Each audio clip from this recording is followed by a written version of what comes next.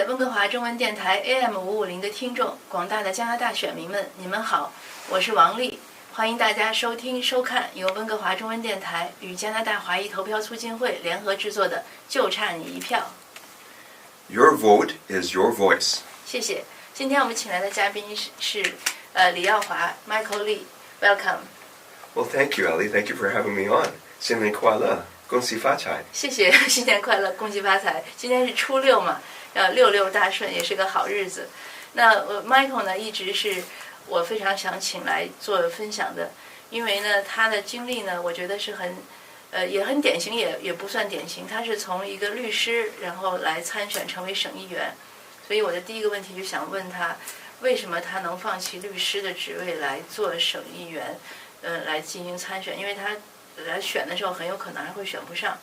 当然很幸运的是他选上了。So Michael, my first question is, why did you want to give up your lawyer, this high salaries work to try to become a MLA? What's your motivation? Really, I was practicing law for 20 years and involved in the community in various ways on community organization boards as a volunteer. I've had a lot of different experiences that led me to understand and appreciate how to truly make an impact on people's lives and to have stronger leadership for our country and our province and our city.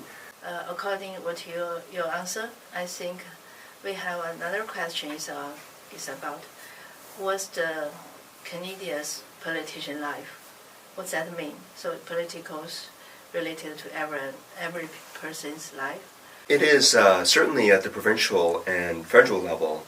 It is a full-time job, and I say that because councillors also have a very busy life, but they sometimes have other roles that they play as well. And I think that was important. Everyone has a different decision to make, but for me, in terms of ensuring that with the family, the children were at a different stage of their lives, that I was at a better financial position to take the drop in salary. You are giving up a lot. You're giving a lot of your time to the public, to serve the public, with many activities and much travel, in my case to Victoria and back, and to other parts of the province of BC. I would also say that, of course, particularly since I was elected in 2017, a lot has changed. We see in other parts of the world, including in this country. We know that the pandemic has been a real challenge, but in that environment, since I was elected in 2017 until now, for the last 6 years, it is a very challenging environment for people in elected life, men and women, and what people expect from your elected officials when the world is under much strain economically, health-wise, and even from a racial harmony perspective. So far, do you like your politician life? I am grateful for the opportunity to help shape what our electoral process looks like. When I had the opportunity to chair our caucus committee on the referendum on electoral reform, obviously opportunities to run for leadership of my party twice. But Ali, the most important part of the job that I most enjoy is the people, is meeting so many here in Vancouver, in Richmond, and across the Lower Mainland and other parts of the province, working with them on the issues that affect them and they're concerned about, but also building a much friendship. It is fun, certainly, to attend many of the different gatherings and events, but also to have the conversations and to build relationship and friendship and understanding of what people are concerned about and what their feedback about how we need to improve and move forward. And I'm grateful that my wife, Christina, has been able to join me in much of that.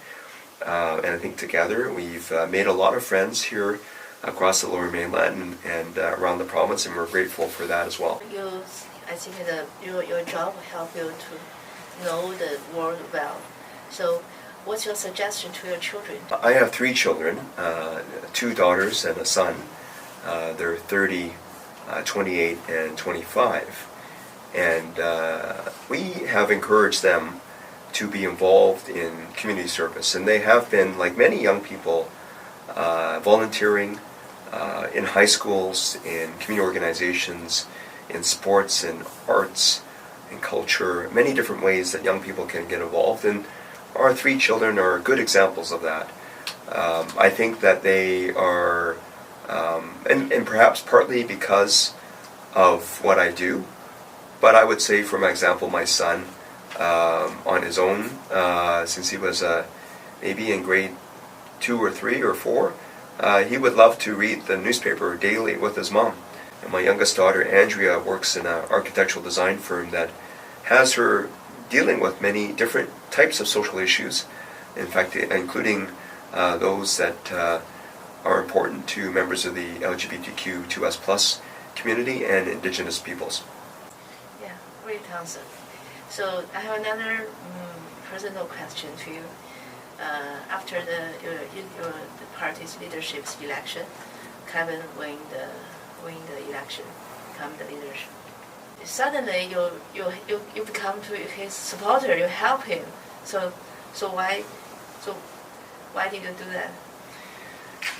We are one team. I think BC United is indicative of what that is, Ali, which is that we all come together. We're one team, and we compete against each other for the purpose of determining who is the best leader for our party, and the members did that.